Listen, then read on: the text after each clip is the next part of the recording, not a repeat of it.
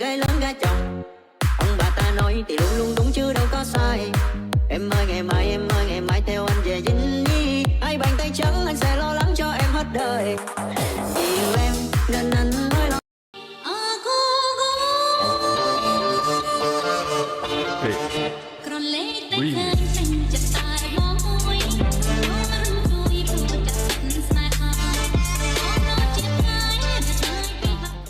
Chất phát mối tình đầu rồi buông đôi tay em lạc đi giữa dòng đời.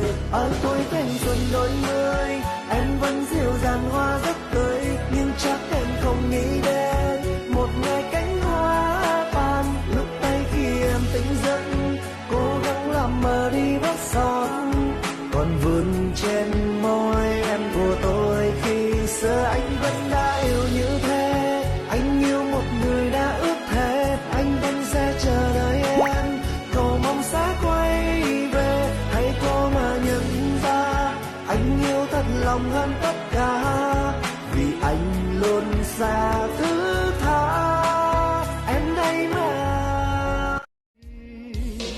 Bà bóng ống rất tranh nhẹ cõi mình style lại ai kê thái luôn tại sông trâm miền bóng nhẹ phong ក្បែរអូនណាថ្លៃ